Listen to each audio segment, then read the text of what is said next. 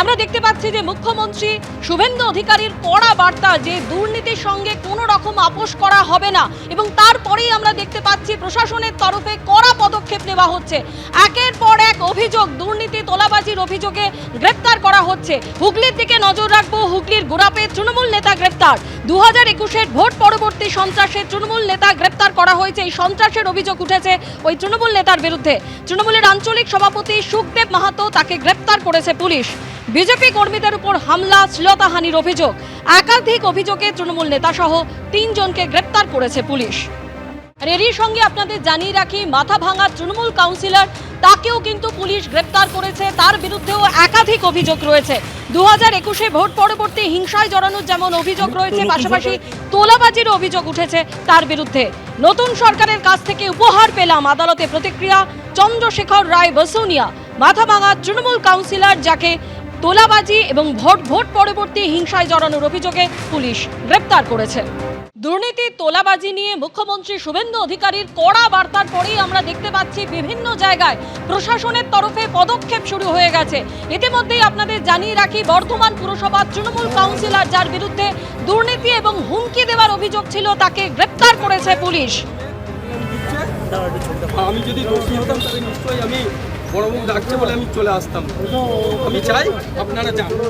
কি করে হয়তো কোনো কাজ করে কি না করে সেটা জানি না, এবং আমার সাথে ওদের কোনো সম্পর্ক নাই, এবং ওদের জমি যেগুলো পড়ে রয়েছে ওইখানেই পড়ে রয়েছে। সবাই জানে, আমার পাড়ায় যে আপনারা তদন্ত করুন।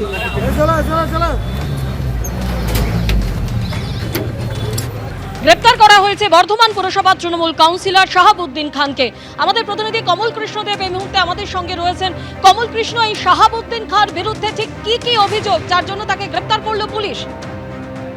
দেখো, তোমাকে প্রথমেই বলি, ইনি এই শাহাবুদ্দিন খান 19 নম্বর ওয়ার্ডের তৃণমূল কাউন্সিলর, এবং শাহাবুদ্দিন খানকেই নয়, শুধু তার এক সহযোগী, তাকেও গ্রেপ্তার করেছে বর্ধমান পুলিশ, বর্ধমান থানার পুলিশ। এবং তার বিরুদ্ধে যেটা অভিযোগ, 19 নম্বর ওয়ার্ডের এক বাসিন্দা তার বিরুদ্ধে অভিযোগ করে যে 21 সালের পর একটি জায়গা সংক্রান্ত বিবাদ, এবং সেই জায়গা থেকে জোর করে লিখিয়ে নেওয়া হয় বলে অভিযোগ।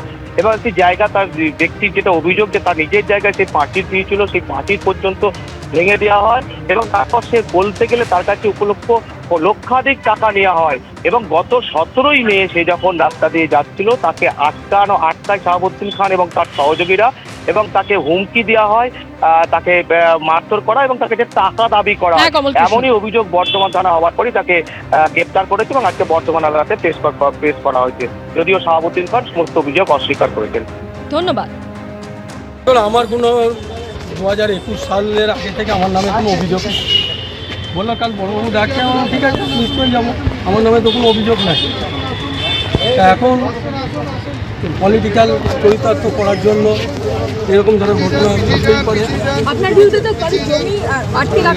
আমি বলেছি প্রশাসনকে যে আপনারা তদন্ত করুন, যদি আমি দোষী মনে হয় তাহলে আমার যা শাস্তি আছে সেটা হবে।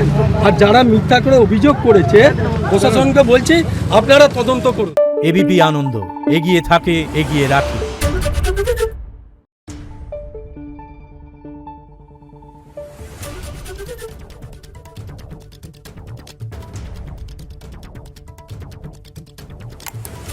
Thank you.